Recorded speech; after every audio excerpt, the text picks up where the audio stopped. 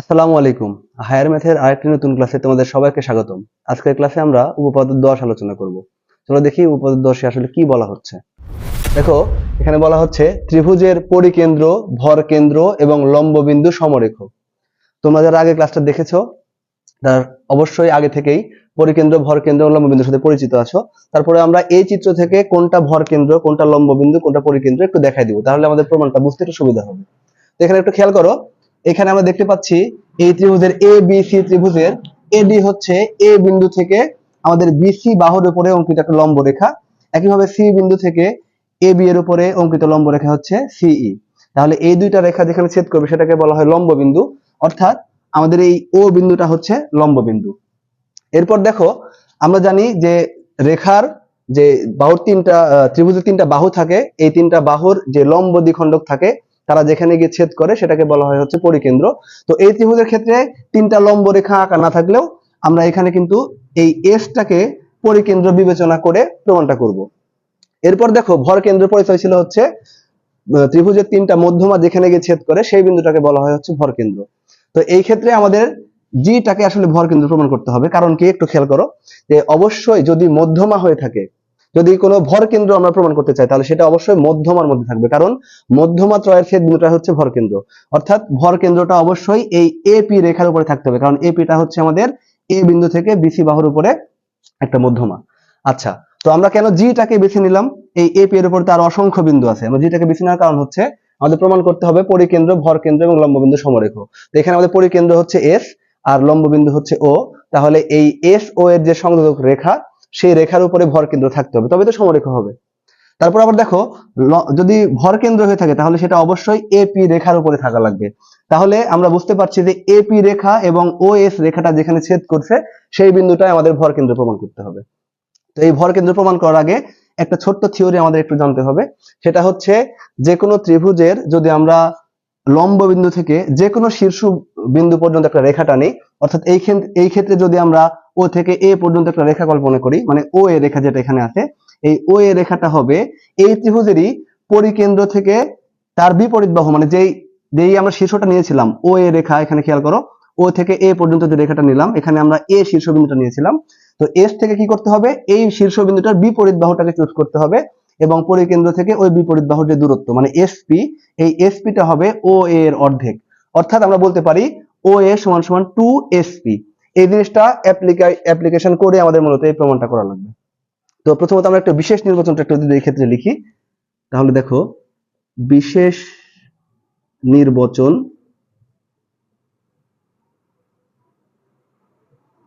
আমরা বিশেষ নির্বাচনটা একটু এই পাশে লিখে রাখছি, প্রমাণটা এই পাশে লিখবো এই জন্য।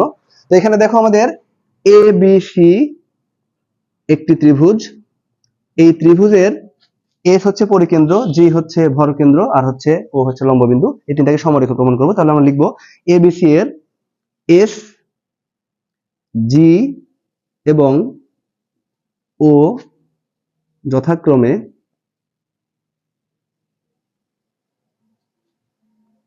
পরিকেন্দ্র, ভরকেন্দ্র ও লম্ববিন্দু। তাহলে এই তিনটা হচ্ছে আমাদের পরিকেন্দ্র, ভরকেন্দ্র এবং লম্ববিন্দু। প্রমাণ করতে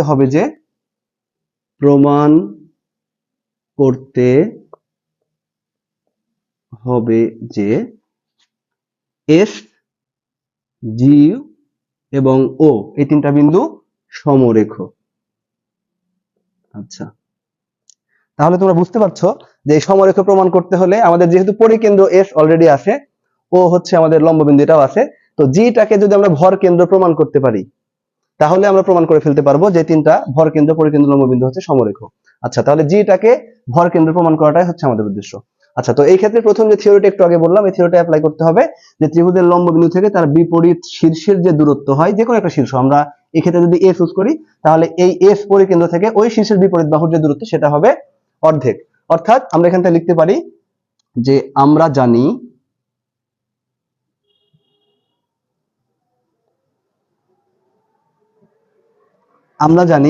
এইখান থেকে ও থেকে এ সমান সমান 2 × sp, ও এ ইকুয়ালস হচ্ছে 2sp।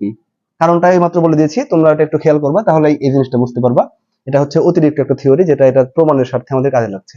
তো এই জিনিসটাকে আমরা 1 নাম্বার সমীকরণ ধরে রেখে দিতে পারি।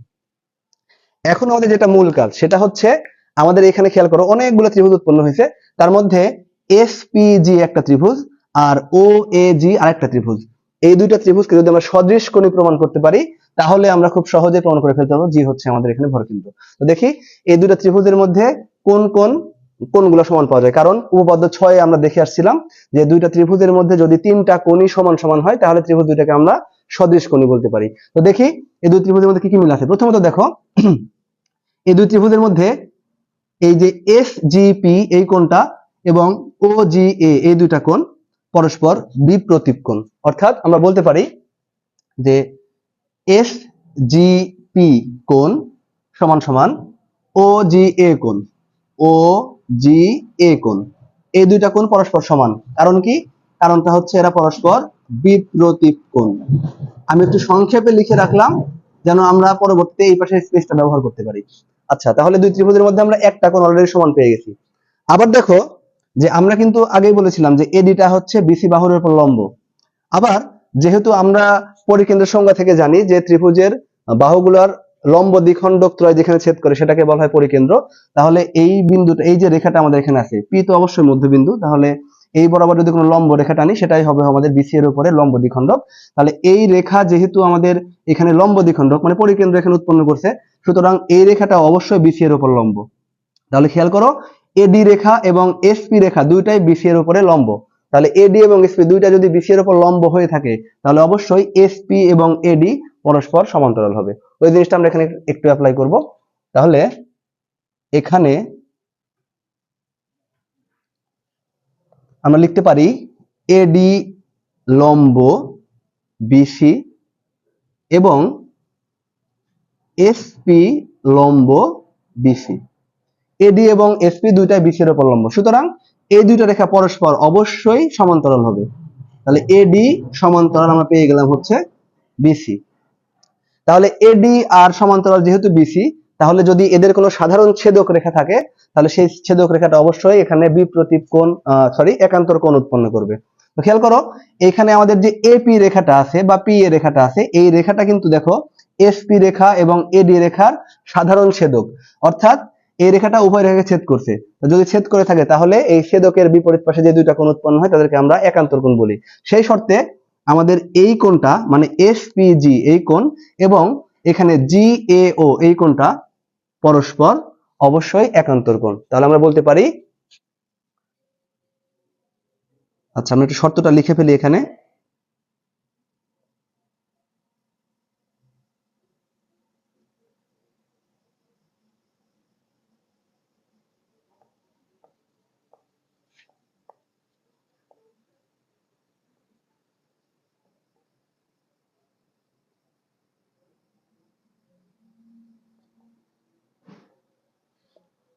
সাধারণ ছেদক হওয়ার কারণে আমরা এখানে বলতে পারবো, তাহলে আমাদের কোণ দুইটা হচ্ছে এসপিজি। এসপিজি কোণ সমান সমান হচ্ছে আমাদের এখানে হচ্ছে জিএও কোণ। জিএও কোণ, এর কারণ হচ্ছে এরা পরস্পর একান্তর কোণ। একান্তর কোণ। আচ্ছা, এখন একটু খেয়াল করো, যদি দুইটা ত্রিভুজের মধ্যে দুইটা কোণ মিলে যায় তাহলে অটোমেটিক্যালি আরেকটা কোণ সমান হয়। কারণ হচ্ছে আমরা জানি ত্রিভুজের তিন কোণের সমষ্টি 180 ডিগ্রি। তাহলে যদি দুইটা কোণ মিলে তাহলে অপর কোণটা না মিলা ছাড়া কোনো উপায় থাকে না আসলে। তাহলে সেই ক্ষেত্রে আমরা বলতে পারবো যে অবশিষ্ট যে কোণটা থাকছে আমাদের এখানে, এই কোণটা মানে হচ্ছে জিএসপি এবং এখানে অবশিষ্ট কোণ হচ্ছে আমাদের জিওএ বা এওজি, এই দুইটা কোণ পরস্পর সমান হবে। তাহলে আমরা এখানে বলে দিতে পারি যে জিএসপি, অতএব জিএসপি সমান সমান হচ্ছে আমাদের এখানকার অবশিষ্ট কোণ হচ্ছে এওজি। এওজি এটাকে আমরা লিখতে পারি অবশিষ্ট কোণ। অবশিষ্ট কোণ। তাহলে যেহেতু আমরা দেখাতে পারলাম যে এই দুইটা ত্রিভুজের মধ্যে তিনটা কোণই সমান, সুতরাং ত্রিভুজ দুইটা অবশ্যই কি হবে? সদৃশ কোণী হবে। এখন আমরা একটু উপপাদ্য 6 এর দিকে ফিরে যাব। উপপাদ্য 6 বলা ছিল হচ্ছে যদি দুইটা ত্রিভুজ সদৃশ কোণী হয় তাহলে তাদের বাহুগুলো সমানুপাতিক হয়, অর্থাৎ অনুরূপ বাহুগুলোর অনুপাত সমান হয়। তাহলে যেহেতু এখানে এই দুইটা ত্রিভুজের মধ্যে তিনটা করে কোণে আমরা সমান দেখাতে পারছি, সুতরাং ত্রিভুজ দুটো সদৃশ কোণে হবে। তো এই বিষয়টা আমরা একটু লিখে ফেলি। অতএব যে দুটো ত্রিভুজ আমরা নিয়েছিলাম, ত্রিভুজ দুইটা হচ্ছে আমাদের একটা পিএসজি ত্রিভুজ এবং এওজি ত্রিভুজ। ত্রিভুজ পিএসজি ও ত্রিভুজ এওজি এওজি এই দুইটা ত্রিভুজ পরস্পর সদৃশকোণী। তাহলে সদৃশকোণী যদি হয় তাহলে এদের অনুরূপ যে বাহুগুলো থাকে তারা সমানুপাতিক হয়। তো অনুরূপ বাহু খুঁজে পাওয়ার উপায় খুব সহজ, যে সমান সমান যে কোণগুলো থাকবে তার বিপরীত বাহু হবে অনুরূপ বাহু। আচ্ছা, তো এইভাবে আমরা খুঁজে পেতে পারি ইচ্ছা করলে। তার মানে হচ্ছে এখানে যেহেতু এই এস কোণ আর ও কোণটা সমান, তাহলে এস কোণের বিপরীত বাহু হচ্ছে পিজি এবং ও কোণের বিপরীত বাহু হচ্ছে এজি। এই দুইটার অনুপাত হচ্ছে সমানুপাতিক। তো এই জায়গাতে খেয়াল করো, আমরা যদি এভাবে খুঁজতে যাই আমাদের জন্য একটু বেশি সময় লেগে যায়। তো এটা আমরা খুব সহজে শর্টকাটে বের করে ফেলতে পারবো। কিভাবে? এখানে যদি দেখো আমরা তিনটা কোণ সমান দেখাইছি, এই তিনটা কোণের মধ্যে আমরা একটু সিস্টেম করি তাহলে খুব সহজে এখান থেকে খুঁজে বের করে ফেলতে পারবো যে কোনটা কোনটা অনুরূপ বাহু হবে। তো দেখো এখানে প্রথমে যে কোণটা আমরা খুঁজে পাইছিলাম, তো এখানে হচ্ছে এস জিপি কোণ এবং ও জি এ কোণ। এই মাঝখানে যে কোণের বিন্দুটা আছে এই বিন্দুটা আমরা বাদ দিয়ে দিলাম। দিলে এখানে কি বাহু থাকছে? এসপি। আর এখানে কি বাহু হচ্ছে? ও এ। তাহলে এসপি এবং ও এ এই দুইটার অনুপাত, মানে এসপি ডিভাইডেড বাই ও এ, এটা কার সমান হবে? আরো যে দুইটা অনুরূপ বাহু আছে তাদের অনুপাতের সমান। অর্থাৎ এখানে আরো অনুরূপ বাহু পাবো আমরা, এখানে মাঝখানের কোণটা আমরা বাদ দিয়ে দিলাম। তাহলে এস জি এবং হচ্ছে জি ও। তাহলে এস জি ডিভাইডেড বাই হচ্ছে জি ও। আচ্ছা, তারপর আরেকটা অনুরূপ বাহু আমাদের খুঁজতে হবে, আরেক জোড়া। তাহলে এখানে আরেক জোড়া অনুরূপ বাহু হচ্ছে এখানকার মাঝখানে এই কোণটাকে আমি বাদ দিয়ে দিলাম। তাহলে এখানে পাচ্ছি যে জিপি, এখানে পাচ্ছি হচ্ছে এজি। তাহলে সমান সমান লিখতে পারি জিপি ডিভাইডেড বাই হচ্ছে এজি। তাহলে এই ত্রিভুজ দুইটা যেহেতু সদৃশকোণী, এজন্য এদের বাহু অনুরূপ বাহুগুলো হলো সমানুপাতিক। এখন এই জিনিসটা কাজে লাগায় আমরা খুব সহজে কিন্তু প্রমাণ করে ফেলতে পারবো যে এটা হচ্ছে ভরকেন্দ্র। দেখো যে আমরা কিন্তু প্রথমেই কিন্তু এখানে একটা জিনিস লিখে রাখছিলাম 1 নম্বর সমীকরণ দিয়ে, ও এ সমান সমান 2sp। এই জিনিসটা আমাদের এখানে কাজে লাগবে। তো আমাদের যেহেতু ভর কেন্দ্র প্রমাণ করতে হবে এবং ভর কেন্দ্র অবশ্যই মধ্যমার সাথে সম্পর্কিত, তাহলে অবশ্যই বুঝতে পারছো যে আমাদের এখানে এপি রেখার একটা এক্সট্রা ভ্যালু আছে। কি ভ্যালু সেটা? তো এই জি বিন্দুটা যেহেতু এপি রেখার উপরেই থাকবে, তাহলে এই দুই ত্রিভুজের যে বাহুগুলো আমরা সমানুপাতিক পেলাম, এখানে এসপি ও এ, এসজি জিও, জিপি এবং এজি, এগুলোর মধ্যে খেয়াল করে দেখো এজি এবং জিপি যেখানে আসে এই দুটো জিনিস আমাদের অবশ্যই ব্যবহার করতে হবে। তো দেখো এই জায়গাতে জিপি এবং এজি এই অনুপাতটা আমাদের নিতে হবে। যেহেতু তিনটা এখানে অনুপাত আছে, এর মধ্যে যে কোনো দুইটা নিয়ে কাজ করব। তো যেহেতু মধ্যমার সাথে সম্পর্কিত এই অংশটা আছে, এটা অবশ্যই আমাদের ব্যবহার করতে হবে। আর আরেকটা কোনটা ব্যবহার করব? আরেকটা ব্যবহার করা হচ্ছে 1 নম্বর সমীকরণে যেটা আছে ও এ সমান সমান 2sp। দেখো এখানে sp এবং ও এ পেয়ে গেছি। তাহলে এই দুইটা পেয়ার যদি আমরা ব্যবহার করি, তাহলে এই সমীকরণের হেল্প নিয়ে আমরা প্রমাণ করে ফেলতে পারবো যে এটা হচ্ছে ভরকেন্দ্র। তো আমরা তাহলে এইখান থেকে লিখতে পারি sp বাই ওএ সমান সমান gp ডিভাইড বাই এজি, অথবা এটাকে উল্টা করেও লেখা যায় gp বাই এজি সমান সমান sp বাই ওএ। তো আমরা একটু সুবিধার জন্য এই অংশটা আগে লিখলাম। তাহলে লিখতে পারি আমরা gp divided by AG equals sp divided by OA. তাহলে sp ডিভাইডেড বাই ওএ। আচ্ছা, তো এখন দেখো 1 নম্বর সমীকরণ আমরা লিখে রাখছিলাম ও এ সমান সমান 2sp। তাহলে আমি ইচ্ছা করলে ও এর জায়গায় 2sp বসাই দিতে পারবো। তো দেখি আমরা বসাই। তাহলে এখানে gp ডিভাইডেড বাই হচ্ছে ag সমান সমান sp উপরে থাকলো, আর ও এর বদলে আমি বসাই দিলাম হচ্ছে 2sp। ওকে, তাহলে যেহেতু হর এবং লব উভয় জায়গাতে sp আছে, তাহলে sp কাটা গেলে থাকে হচ্ছে 1 ডিভাইডেড বাই 2। তাহলে আমরা বাম পক্ষ ঠিক রাখলাম, gp ডিভাইডেড বাই এজি সমান সমান হচ্ছে 1 ডিভাইডেড বাই 2। মোটামুটি আমাদের প্রমাণ শেষ। কিভাবে? এখনো তো আমরা ভরকেন্দ্র প্রমাণ করতে পারিনি। আসলে সরাসরি না পারলেও কাজটা কিন্তু হয়ে গেছে। কেন? কারণ আমরা জানি ত্রিভুজের ভর কেন্দ্র অবশ্যই মধ্যমাকে 2:1 অনুপাতে বিভক্ত করে, যে কোনো মধ্যমাকে। তো আমরা এখানে একটা মাত্র মধ্যমা এঁকে রাখছি, সেটা হচ্ছে এপি। তাহলে এই জি বিন্দুটা যদি এই এপি রেখাটাকে 2:1 অনুপাতে বিভক্ত করে, তাহলে নিঃসন্দেহে আমরা বলতে পারবো যে এটা হচ্ছে আমাদের ভর কেন্দ্র। তাহলে খেয়াল করে দেখো এই জিপিটা কোথায় আছে? জিপিটা আছে হচ্ছে দেখো এই মধ্যমার নিচের অংশ জিপি। আর এজিটা কোথায় আছে? এজিটা হচ্ছে এই মধ্যমারই আবার উপরের অংশ। তাহলে এটাকে আমরা ইচ্ছা করলে এভাবে লিখতে পারি, জিপি যেহেতু অনুপাত আকারে আছে, আমরা এবার অনুপাত চিহ্ন দিয়ে লিখলাম এজি সমান সমান 1:2। তাহলে জিপি আর এজি এই দুটো যোগ করলে অবশ্যই আমরা এই মধ্যমাটাই পাচ্ছি। সুতরাং জিপি আর এজি এর অনুপাত মানেই হচ্ছে এই ত্রিভুজের এই যে মধ্যমাটা আছে এই মধ্যমার দুইটা এই মধ্যমাটার হচ্ছে অনুপাত। তাহলে এই মধ্যমার অনুপাত কত হলো 1:2 এবং এই 1:2 অনুপাতে বিভক্ত করলো কে আমাদের জি বিন্দুটা। জি বিন্দুটা যেহেতু এই মধ্যমাকে 2:1 অনুপাতে বিভক্ত করে সুতরাং জি অবশ্যই ভরকেন্দ্র। তাহলে আমরা লিখে দিতে পারি এখানে, একটু সেপারেশন করি।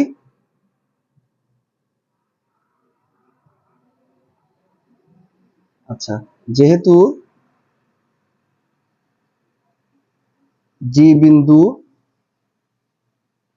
এপি মধ্যমাকে 2:1 অনুপাতে বিভক্ত করে সুতরাং জি বিন্দুটি ত্রিভুজের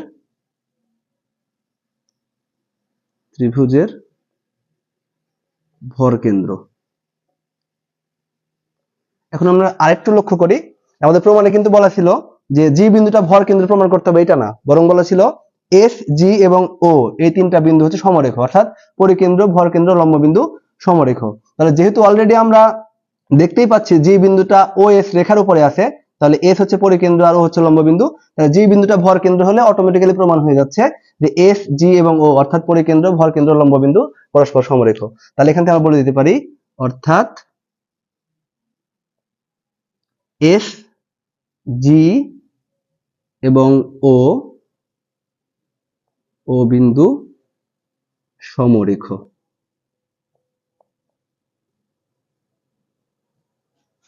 তো এই ছিল হচ্ছে 10 নম্বর উপপাদ্যের প্রমাণ। আশা করছি তোমরা এই ভিডিওটা যদি দেখো একটু মনোযোগ দিয়ে তাহলে খুব সহজেই বুঝতে পারবা। এর পরবর্তী ক্লাসে আমরা 11 নম্বর উপপাদ্য নিয়ে আলোচনা করবো ইনশাআল্লাহ, যেটা হচ্ছে ব্রহ্মগুপ্তের উপপাদ্য নামে পরিচিত। আমাদের চ্যানেল বা পেজে যদি তুমি নতুন হয়ে থাকো তাহলে ফলো এবং সাবস্ক্রাইব করে কানেক্টেড থাকো। আল্লাহ হাফেজ।